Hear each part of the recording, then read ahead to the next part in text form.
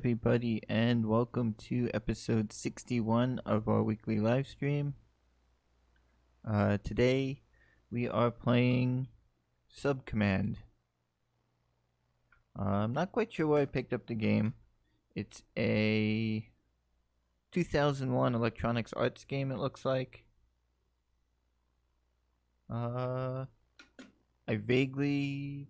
It may have actually been one of my dad's games that I played a bit and somehow ended up in my stuff.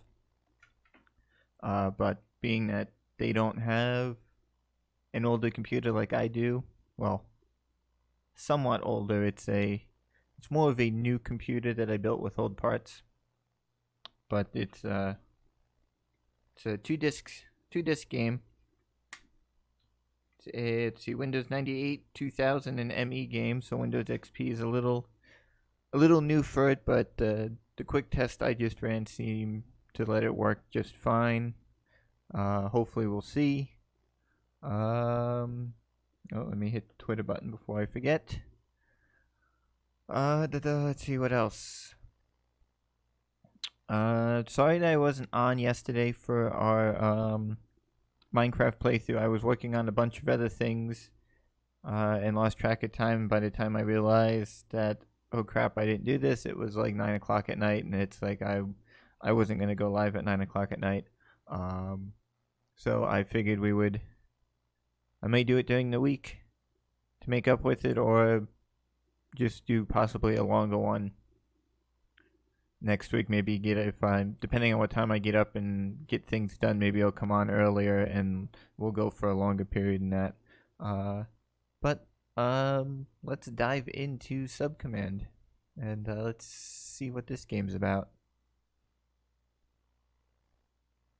I may have to hop up in the middle of it, being that this is one of the games that requires discs. I don't know if all the play files are on disc 1 or if I'm going to have to hop up at some point and put in disc 2 or not. Let's turn the scroll off. We don't need that just yet.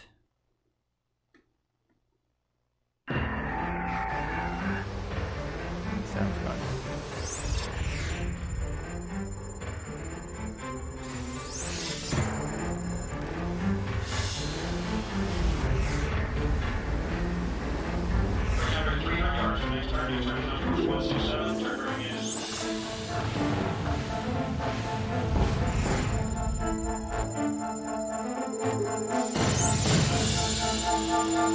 Volume up.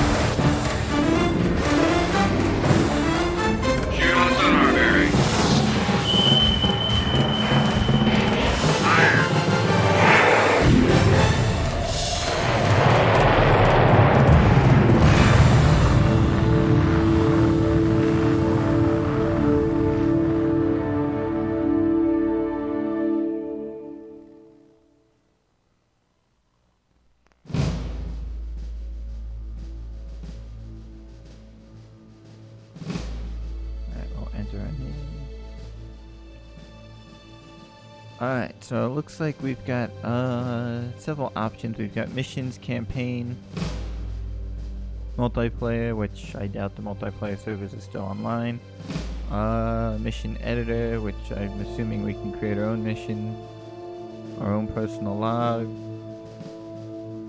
Well, we'll dive into missions. Oh wow.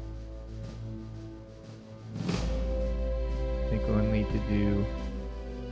We'll go through the training so we can get used to how the game works. Alright, we'll do basic sub-ops. And looks like we will be in command of a Seawolf class sub.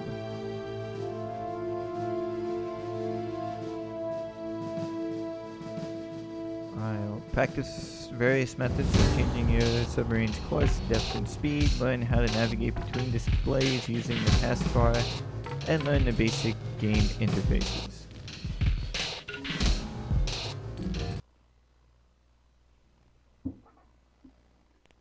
This training mission will introduce you to the game interface and present the basic submarine maneuvering operations.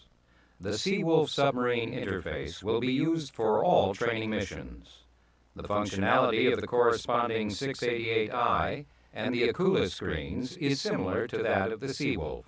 The full game manual can be found on the CD in Adobe Acrobat PDF file format. The manual explains in detail the differences in interface and functionality for the three submarines. This is the navigation display. The navigation display is the default at the start of any mission. The nav display is comprised of three elements: the large 2D map, the 3D window in the upper right, and the Data Display Indicator, or DDI, in the upper left. Okay. The taskbar at the bottom of the display is always present, regardless of the station that is being displayed.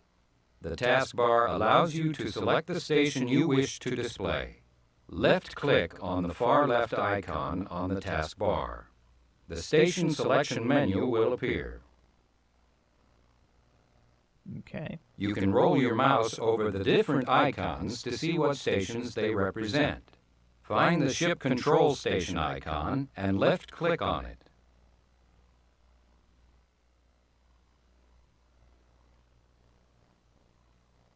This is the ship control display. At this station, you can drive your sub, changing course, depth, and speed.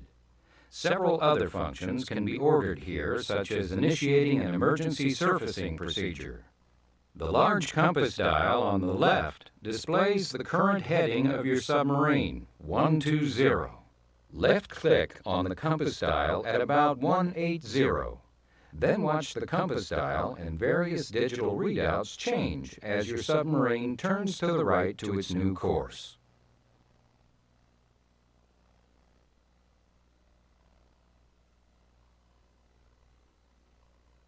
Good job! You can also order a new course by changing the digits in the digital course readout labeled Ordered Heading, found in the lower right portion of the display, or by changing the digits in the digital course readout on the taskbar. Left-clicking on a digit increments it by 1, while right-clicking decrements by 1. Go ahead and change course using both the compass dial and the two digital readouts. When you're ready to proceed, order a course of 222.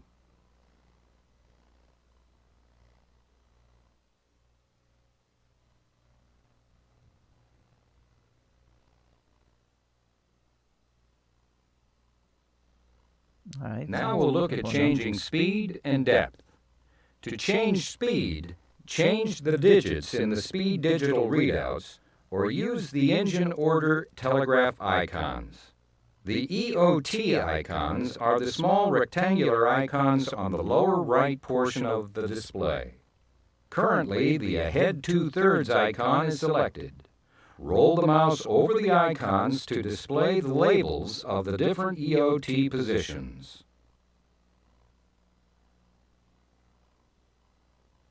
A depth change is ordered by changing the depth digital readout on either the ship control display or the taskbar. Go ahead and practice changing course, speed, and depth.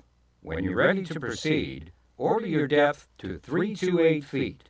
That's 328 feet.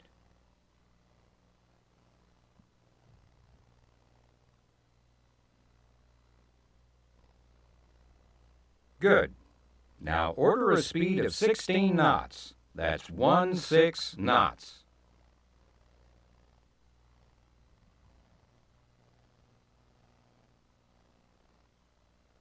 Excellent. Another functionality that is performed here at Ship Control is streaming and retrieving the towed array sonar. The towed array sonar is a passive listening sensor that is towed at the end of a long cable. Depending on the mission setup parameters, the towed array sonar may or may not already be deployed at the start of the mission. In this training mission, the towed array sonar is not deployed. Go ahead and click on the double right arrow icon above the EOT to stream the towed array.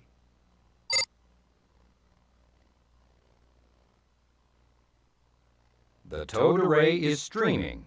You now know how to perform the basic maneuvering operations of your submarine. Click on the station selection icon, the icon on the far left of the taskbar, and select the navigation display.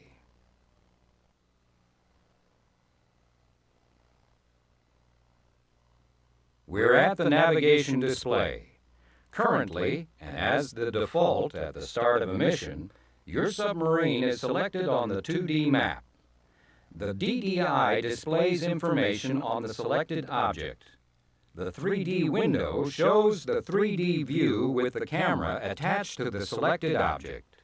In this case, your Seawolf submarine.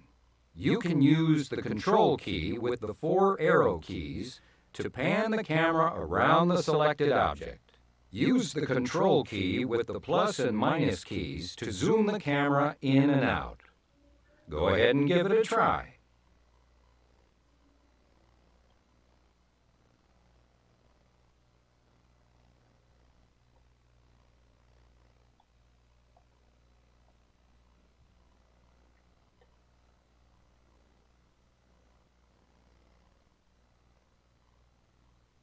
Training Mission 2 will provide you with basic sonar operations. You can now press the Escape key and select Exit in order to end Training Mission 1. Okay. So, somewhat simple. I don't know why the screen's flickering. It's not flickering on my main screen. It's only flickering in Streamlabs.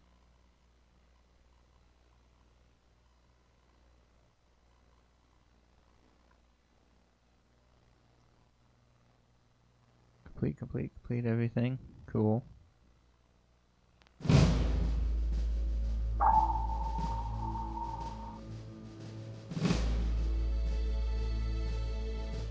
And it's not flickering now, so it's... And I don't think it was really flickering when I was on the one screen, so I think it just doesn't like the 2D map with the 3D up in the corner.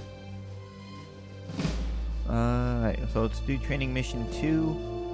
Basic sonar operations, and we'll excuse me, see how to run it that way. I think I'll be turning the camera off and on, so you can see me, and then you won't be able to see me in the game. That way you can get a full view of everything that's on that side with where the camera pops up. Alright, in this mission we will learn basic passive and active sonar operations for both hull and towed array sonar sensors. For these training missions, the audio for crew responses and reports has been disabled, as has the automated crewmen. Okay?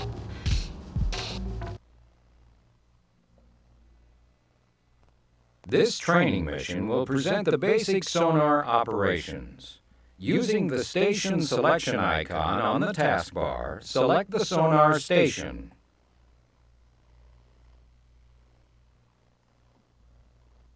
This is the sonar display. You are currently on the sonar broadband screen. This screen displays passive broadband detections, noise generated by other ships, along with the background noise field. The panel on the right contains the data window and the button matrix window. The data window displays selected information from the left panel, while the button matrix allows the player to interact with the sonar system. Left-click on the button labeled Timescale Bottom, the lower right button in the matrix. The ITA button is lit, indicating that the bottom waterfall display is in ITA mode, Intermediate Time Averaging. Now click on the STA button. The bottom display is now in short time averaging, which, as you can see, is the same as the current setting for the upper display. Now select LTA long time averaging. The longer the time averaging that is employed, the better the sonar detection processing. However, the longer the time averaging, the longer the time between contact updates. So normally, you would want one waterfall display in STA and the other in ITA or LTA. This way you can enjoy the benefits of both. Now, click the back button, then click on Select Array. As indicated, the sphere is the currently selected sensor. This information is also shown in the data window. Click on the Towed button to select the towed array sensor. You have selected the towed array sonar for display. This is stated in the data window, and the waterfall displays are now showing towed array sonar information. The towed array sonar will always show 2 lines of bearing for each contact that has been detected. That's because the towed array has a conical response beam pattern. This is discussed in more detail in the manual. As you can see, in the upper waterfall display, the towed array contacts are at 032 and 236. The 2 towed array bearings will always be symmetrical with respect to the towed array sonar heading. One bearing is the true bearing to the detected contact. The other bearing line is the false or ambiguous bearing. One way to determine which bearing is the ambiguous bearing is to change course.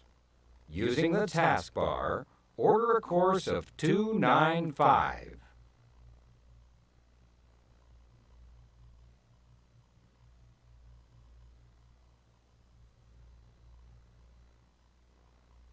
Since the towed array sonar is being towed at the end of a long cable, it will take a couple of minutes after the sub completes its turn for the towed array to actually start its turn.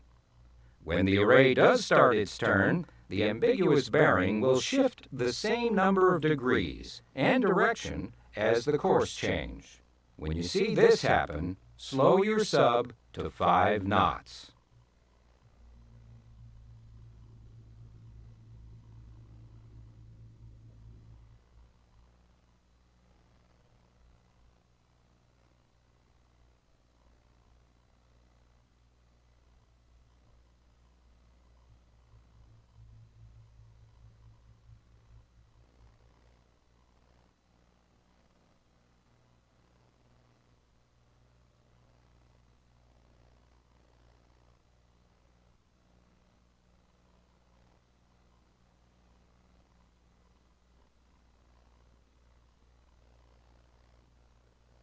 For this case, the bearing line at 236 shifts to the left because this is the ambiguous bearing.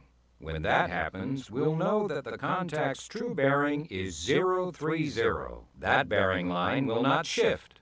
Now that the ambiguous bearing is resolved, place the cursor in the upper waterfall display directly over the true contact bearing. Then click the back button, and then click the tracker assign button.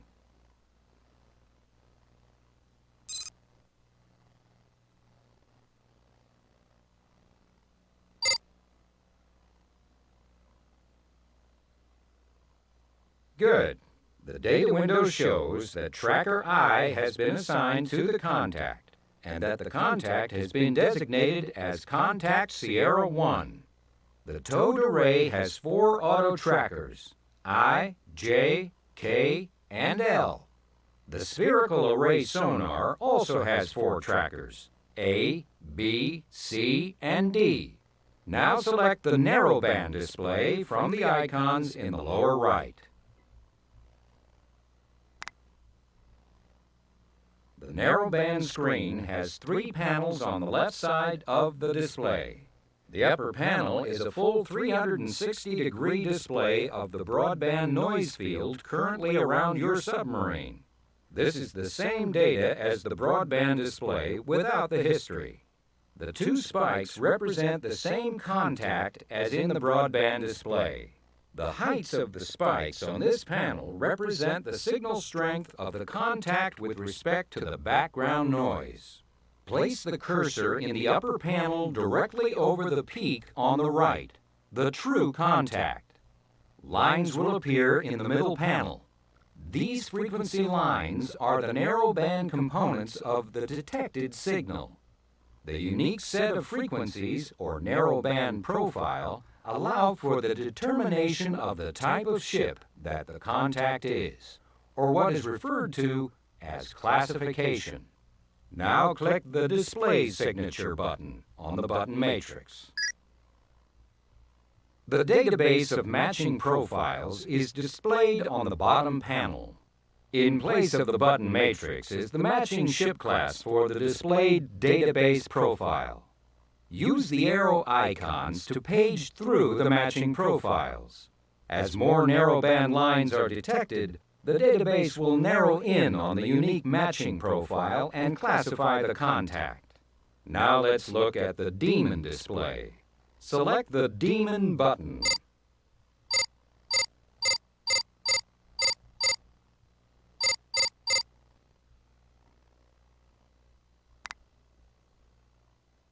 Demon stands for demodulated noise. This system demodulates broadband noise to determine the fundamental blade rate frequency. This information, together with an estimate of the propeller RPM required for each knot of speed, referred to as turns per knot or TPK, can then be used to estimate the contact's current speed. Now click on Select Array and then Toad.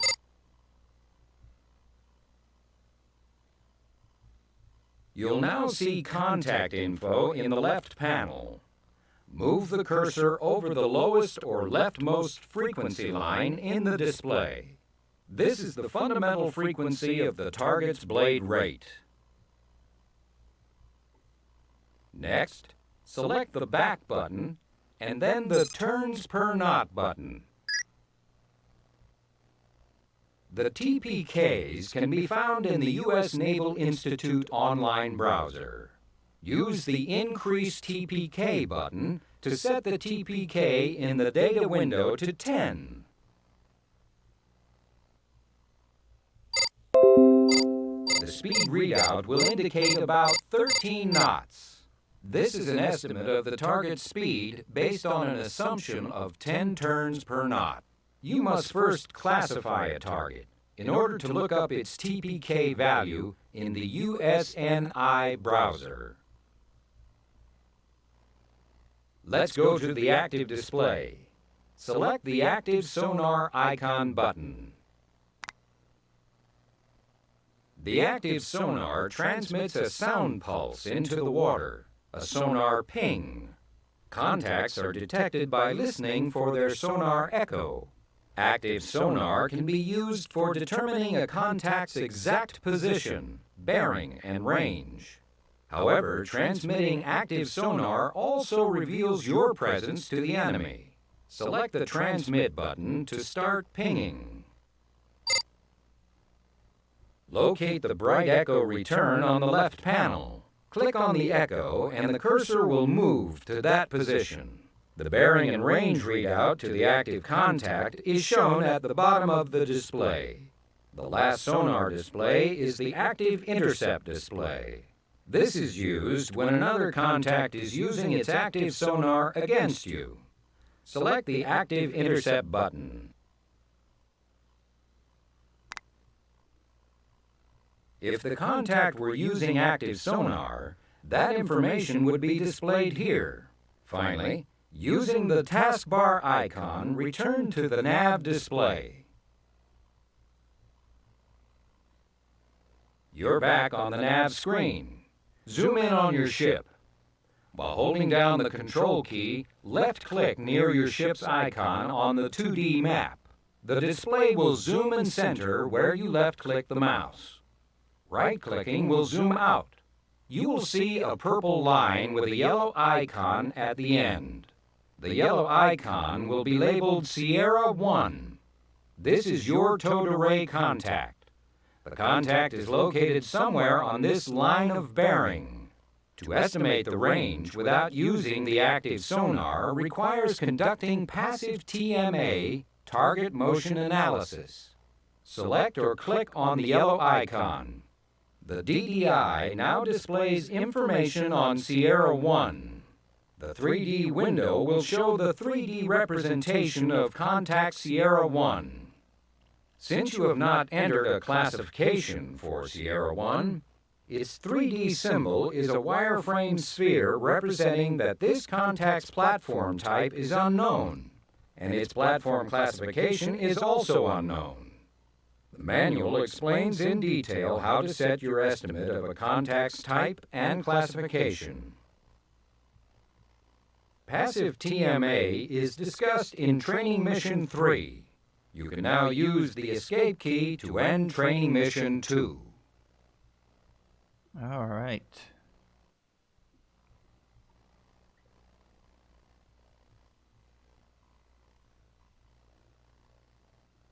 Got some basic info on it. A lot of it seems like it's in the manual that I need to get off the CD and keep handy. But I also have to figure out why the screen's flickering, and you're not seeing the whole screen, so I gotta play with. Alright, let's see. See if that fixes it. Alright, now we've got the full screen. Alright. Maybe now the screen won't flicker. Alright. Training 3. Basics of TMA and fire control. Alright, in this one we will conduct the basic techniques for passive bearing only TMA, target motion analysis, and fire control. The player will be presented the operations required to estimate a contact's bearing, range, course, and speed from passive sonar data only. The player will then assign a sonar contact, set weapon presets at the fire control station, and launch a torpedo. So we will dive into that. This training mission will cover the basics of passive TMA, target motion analysis, and fire control, the parameter preset actions required before launching a weapon. Let's start by going to Sonar. The first time you go to Sonar, the broadband display is in view. Thereafter, when you go to Sonar, you will return to the last display you were on. As indicated, the spherical array sonar is currently selected. View the top STA panel. There are no contacts, only background noise. Now view the bottom ITA panel for a few moments to see if there are any detections present. The bottom one populates a lot slower.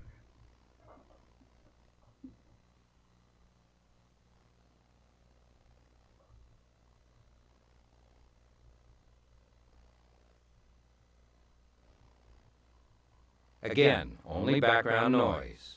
The towed array is normally a better detection sensor, so select the towed array and see if it detects anyone. There is still nothing on the STA display, but there should be faint traces on the ITA display at approximately 020 and 120. Let's assign trackers to both contacts for now, and we'll resolve the bearing ambiguity later. This way, we're building up TMA data while determining which bearing is the ambiguous bearing. Place the cursor on the contact that bears about 020 and assign a tracker by using the Tracker Assign button on the button matrix. You may need then assign a tracker to the other contact. Tracker J will be assigned, and the contact will be designated Sierra 2.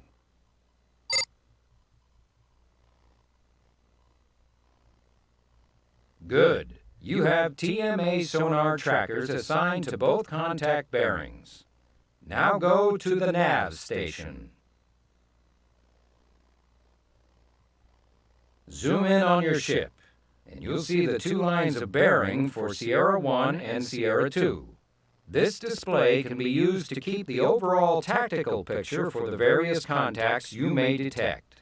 The task now is to determine the contact's range, course, and speed.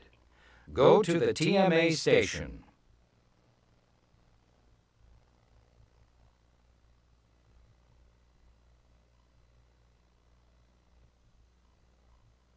The TMA screen is comprised of 4 areas: the TMA board in the upper left, a data area in the upper right, a trial solution readout area in the lower left, and a TMA button matrix area in the lower right. Find the Select Tracks button in the button matrix area. Now choose Sierra 1 from the drop-down menu labeled Select. One or more lines of bearing from the blue ship symbol will appear in the TMA board on the bearing to Sierra 1. The data area reflects that Sierra 1 has been selected and that the source of the data is the towed array.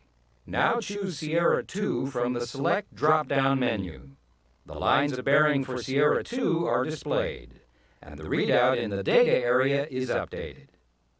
After we resolve the bearing ambiguity and narrow down the contact's classification, we'll return here to the TMA screen and commence our analysis. First, let's go back to Sonar and then choose the Narrowband Display.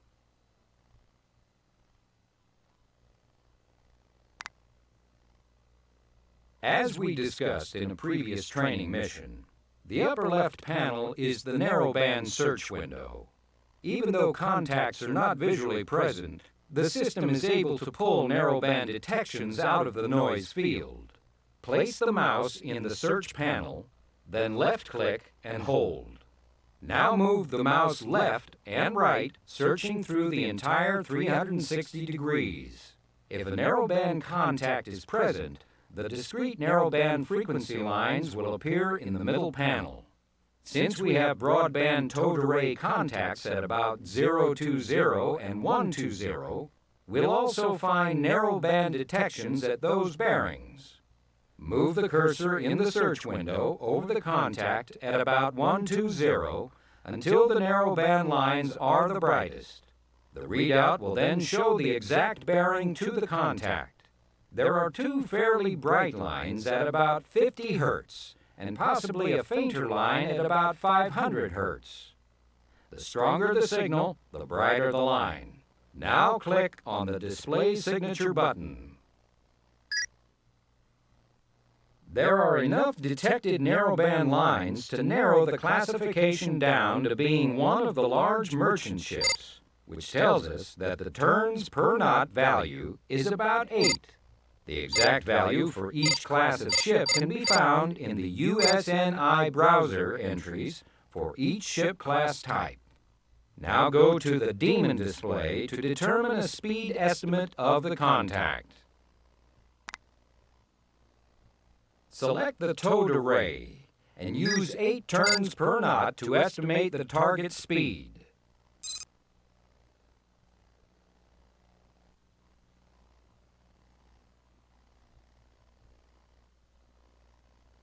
The estimate should come out to be about 15 knots. Let's now resolve the bearing ambiguity of our towed array contact. Go to the broadband display.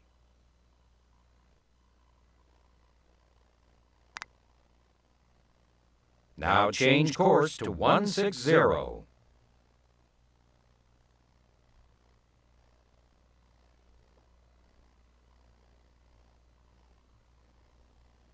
After your ship completes its turn, bright contact lines will appear on the display. This is the towed array detecting your ship as it maneuvers outside of the baffled area.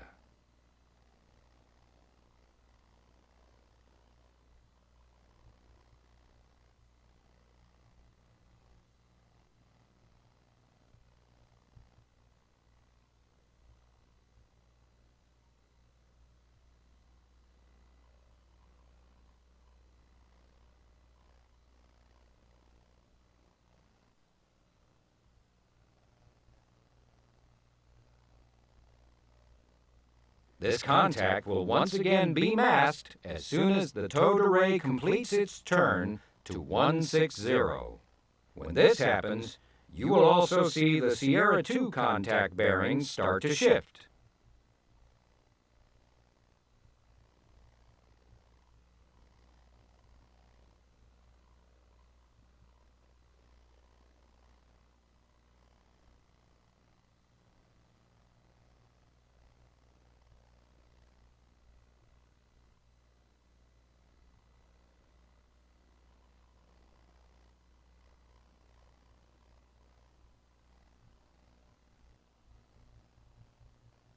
You can use the Tracker Review button to show what Sierra contact is assigned to what tracker.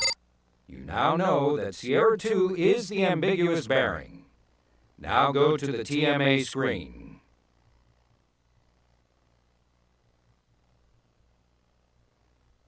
Select Sierra 2 using the Select Track button. Then click on the Drop button. Sierra 2 will be dropped from all screens, including TMA, Nav, and Sonar. Now select Sierra 1.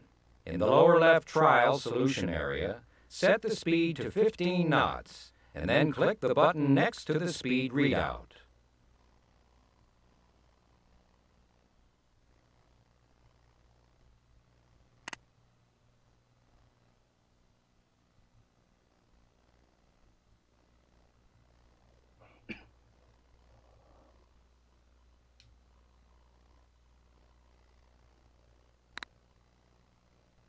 This locks 15 knots into the trial solution and the ruler in the TMA board. Next, click the Center on Ruler button. Now zoom and pan the TMA board until both your ship and the ruler are visible.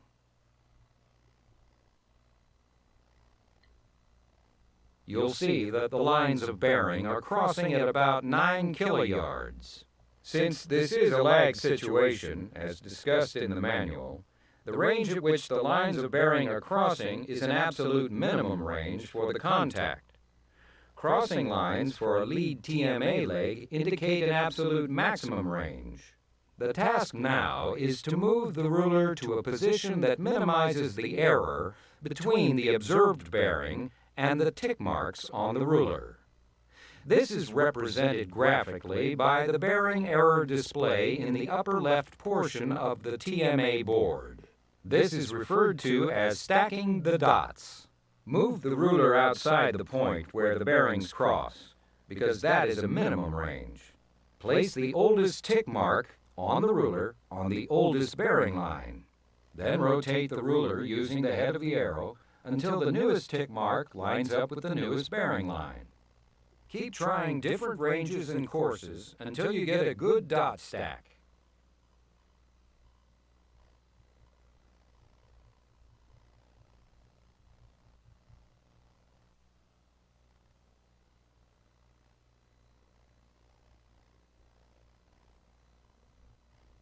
Your solution should be somewhere in the vicinity of 25 kiloyards, with the contact on a course in the vicinity of 210. The speed was locked at 15 knots. When you have what you think is a fairly accurate solution, click the Enter Solution button.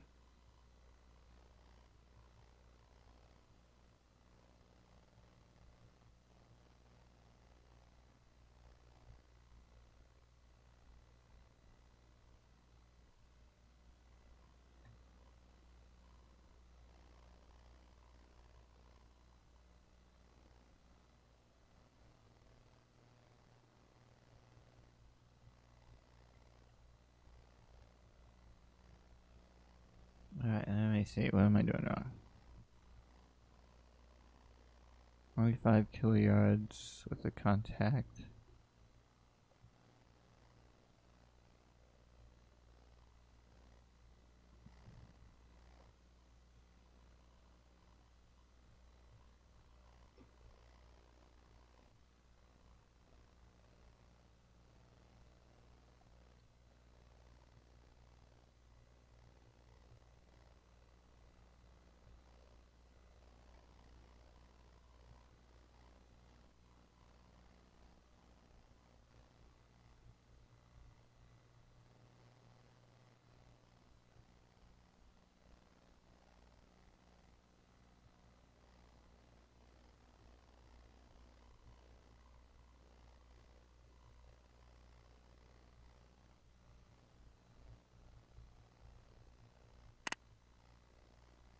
Whenever you update the solution, click the Enter Solution button again.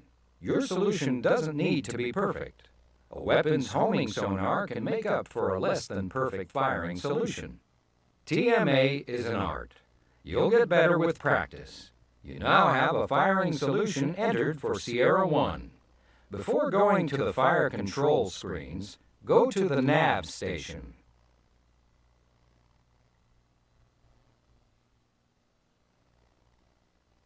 You can now see that the line of bearing to Sierra 1 has been removed. Sierra 1's position, course, and speed match the entered TMA solution. Left-click on the Sierra 1 icon.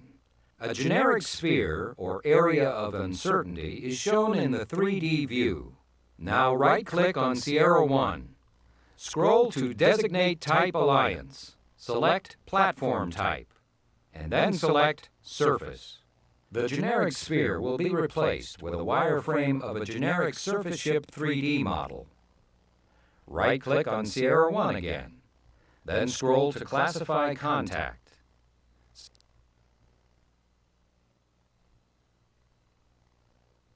All right.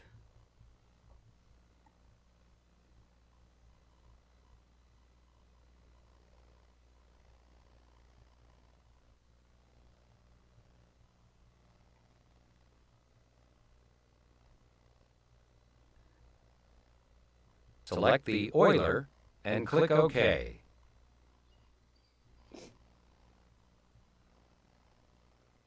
These actions allow you to more easily and visually maintain the contact data picture, especially when you're in a high contact environment. Now let's go to the fire control screens.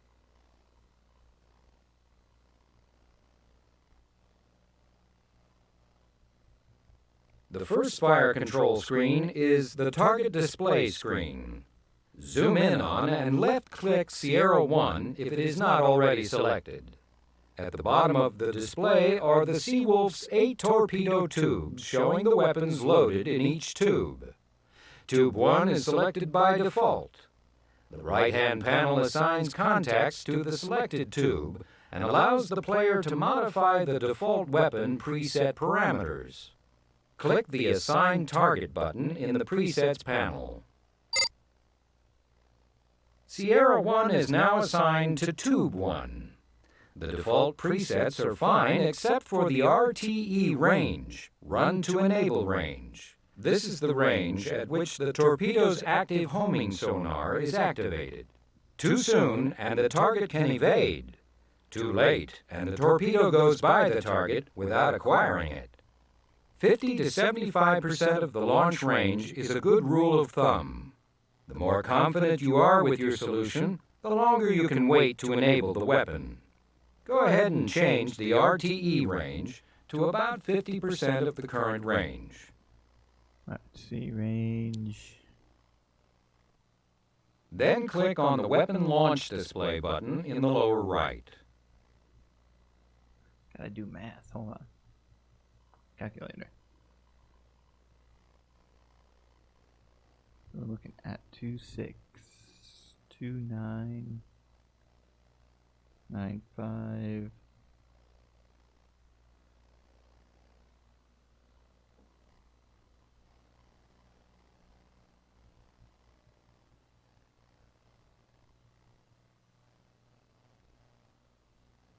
Let me go there. What do I do? Then click on Weapons Launch Display. Weapons are launched from this panel. Tubes 1 and 2 are currently displayed with Sierra 1 assigned to Tube 1. Click the Flood button for Tube 1. This floods and equalizes the pressure in Tube 1. When it is solid green, click the Muzzle Door button to open the outer torpedo door.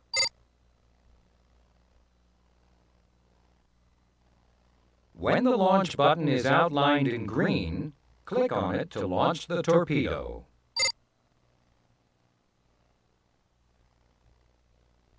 Return to the target display panel or the nav screen to watch the torpedo close on Sierra 1.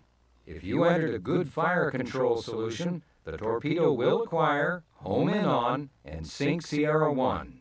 Good luck. You can end Training Mission 3 by using the escape key. I don't think we did, but we'll wait and see what happens.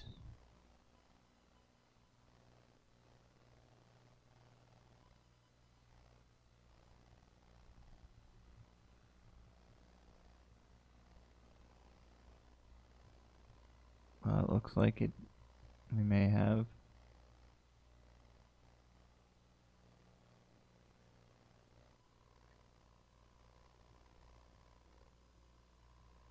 It's heading in that direction.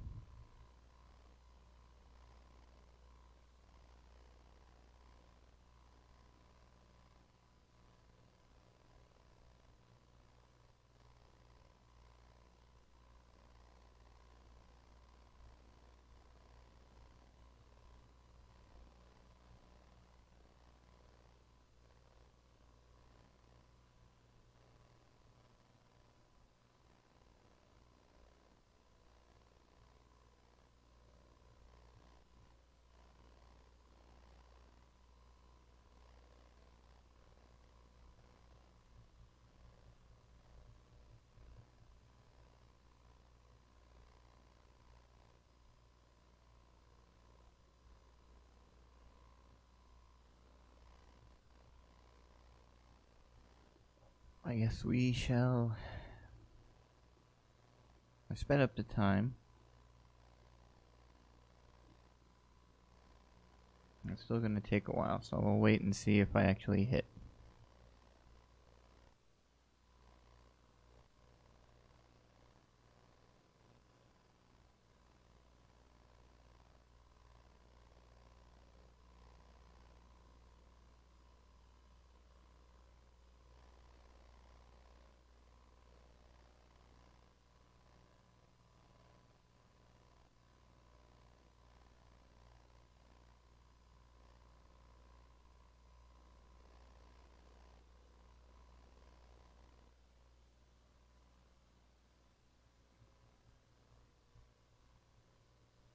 Oh, nope, it's... I don't think I had it set right.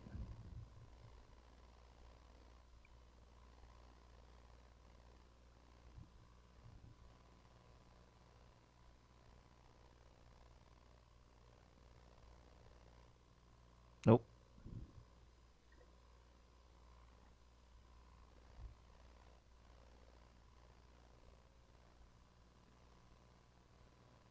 All right.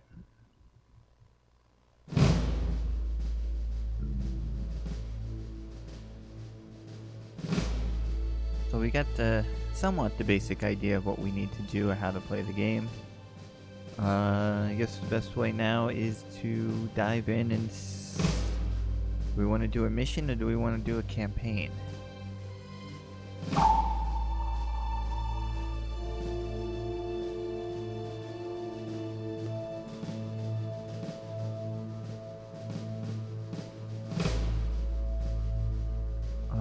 We can choose to do an Akula, a Seawolf, or a Los Angeles class.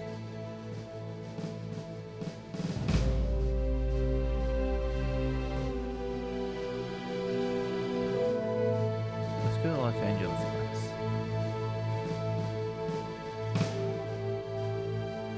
You have done excellent work in your POMCERT workup. The Halifax police report that your Liberty cruise also set some new records.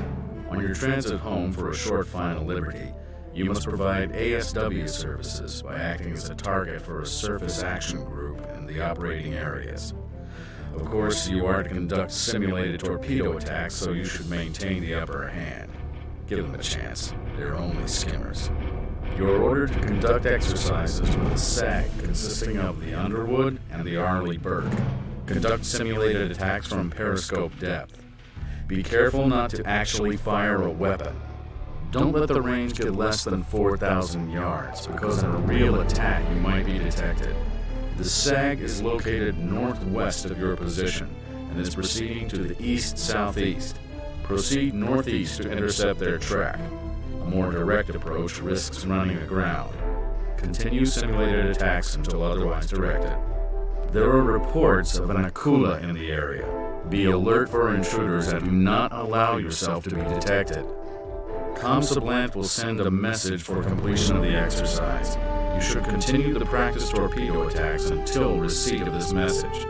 This ASUW practice might be valuable during your deployment. Alright.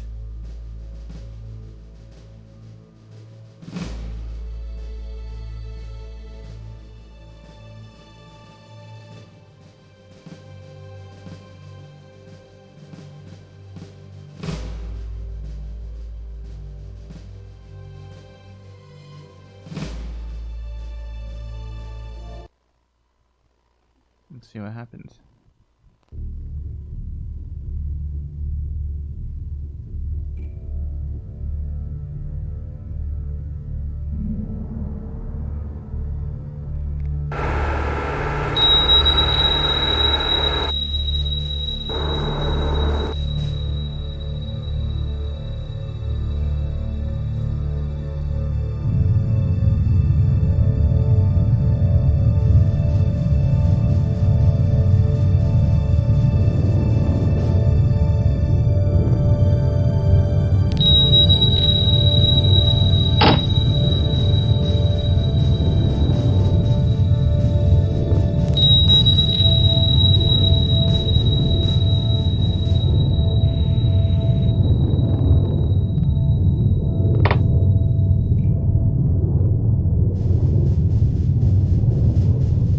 Sonar, I have a new contact, bearing 301, designated Sierra 1.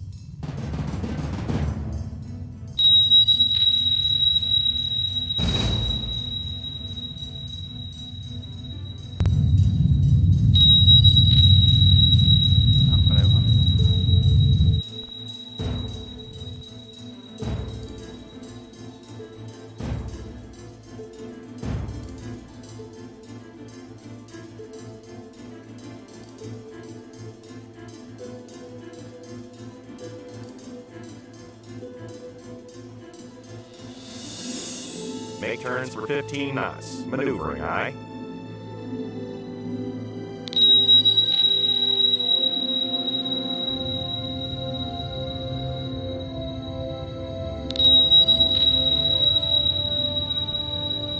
Con sonar, cavitating.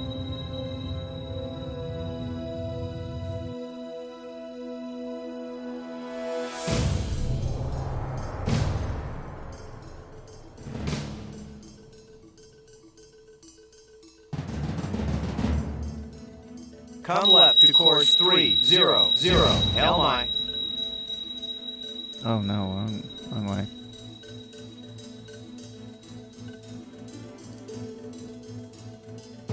Come right to course 120. LMI.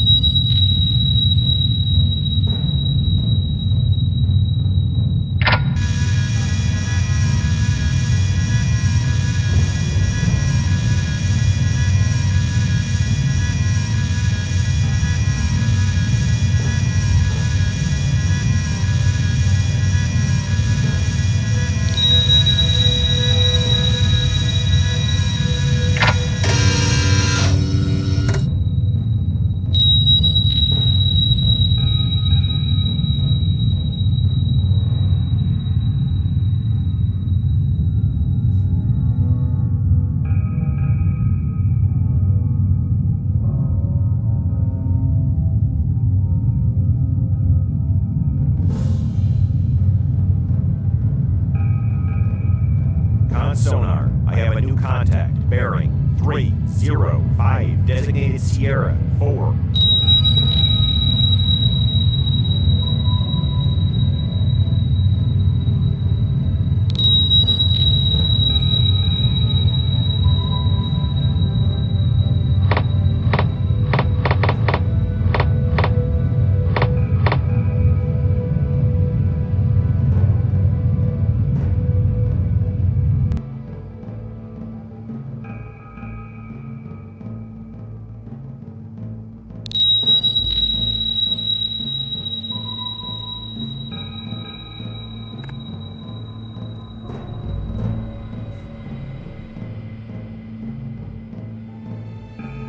Steady on course 120. Hell I.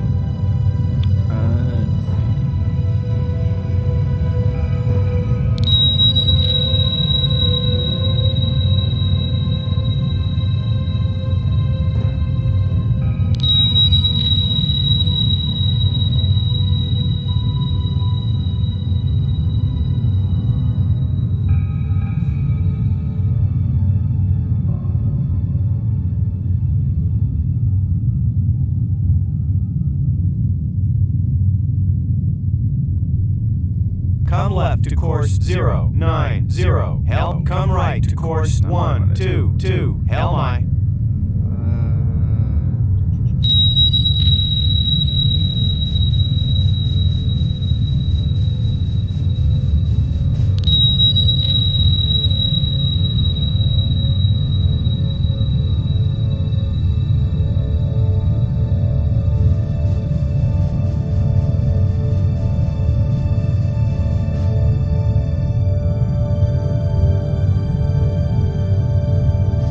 Steady on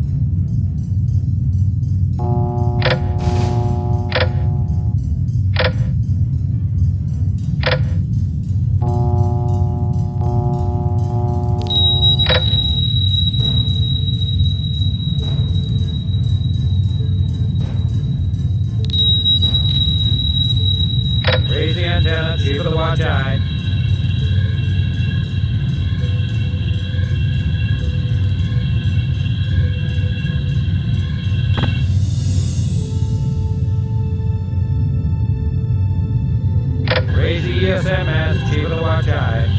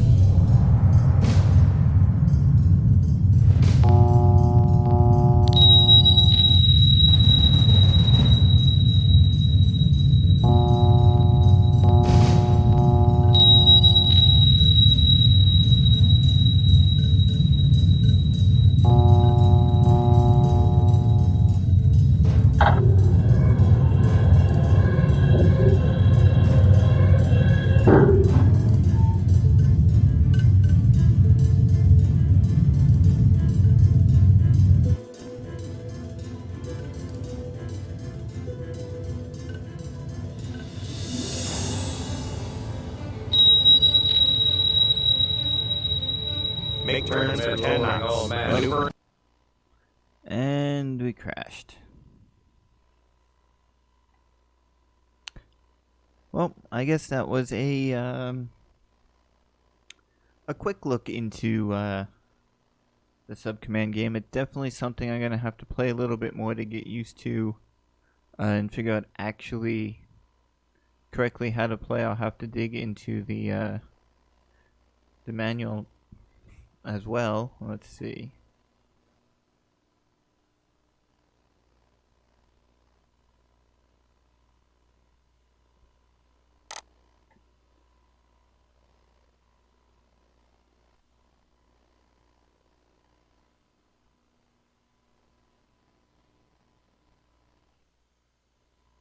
Oh boy.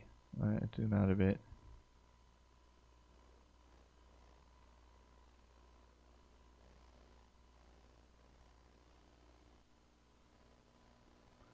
Definitely have to go through the manual.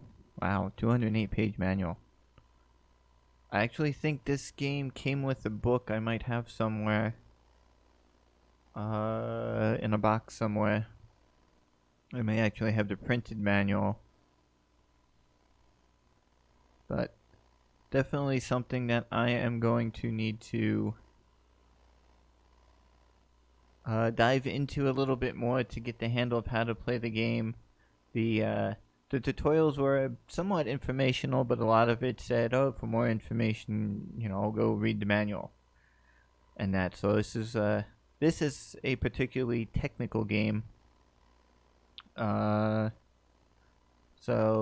it's a good look into it. I may play around with it a little bit more. Oh, look, did the stream actually die, or did it just not update? Let me refresh my stream and see.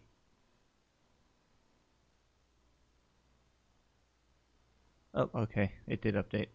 So I may look into it a little bit more in that. We may play it again. I don't know. Probably. I don't know. Like I said, I'll have to look into the manual. I'll have to play it on the side some to get used to it a bit more. Not quite what I expected it to be. I expected it to be similar to one of the Silent Hunter games. Not as technical and in-depth on everything. So, interesting look. Definitely a game I may play again, or it may just go up on the shelf with a few of the other games. That it's hey, this is a cool game to have, but I don't know if we'll keep playing it. It's one of those special occasion games. But yeah, I think we'll end the stream here today. I may pop on a little bit later. Maybe we'll do some Minecraft. I don't know. I have to see what's going on, if I feel like it or not. Definitely have a bunch of videos I have to edit and upload. I haven't done that yet, so I may try to work on them as well. I don't know, I've got a bunch of stuff that I need to work on, so I don't know if I'll be on later or not. But as always, scrolling across the bottom of the screen are our social media links. Twitter.com/vault_deep. best place to follow us to get updates on when videos go live, when we go up on YouTube, when we go live and such. Facebook.com/Deep Vault Gaming. As I start to get more followers there, that'll also start to get updated a lot more. And if you want to support the channel in a more personal manner, patreon.com/Deep Vault Gaming. Head on over there, check out what different tier levels I have. I'll be adding one eventually, specifically for a Minecraft server, to see, and if we start to get interest in that, hopefully we can get our own Minecraft server up and running.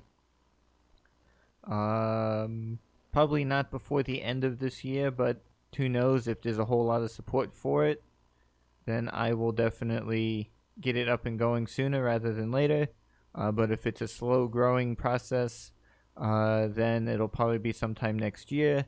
But all those that support us for the Minecraft server on Patreon, it's going to be limited to, I haven't decided a number, but it'll be limited, and those initial supporters at that limited rate will be my server admin and moderators and builders and that such. So everybody that supports that way will have a role on the server in that, and that's what that spot guarantees. And as the server goes live, then I'll start adding other tier levels for, say different ranks and that you get different abilities and different stuff and that. But that's a lot of work that I got to look into, a lot of things that I need to freshen myself up on. I got to get more familiar with playing Minecraft and that, which I am getting a lot better. And then the hard choice comes, do I want to set it up as a Bedrock server or do I want to set it up as a Java server? I'm pretty sure more people play the Java edition than the Bedrock one, but that's something I'm going to have to look into. I do know, I think the Java one's a little bit more stable. I was playing a bit of my own one on the Bedrock one the other night, and out of the blue, for some strange reason, the game started to run slow and then crashed. I don't know why. It was the only app running on my primary gaming machine in that. Nothing else running in the background. Not sure what caused it to crash. I didn't see anything obvious in any logs. But definitely something more I gotta look into. But yeah.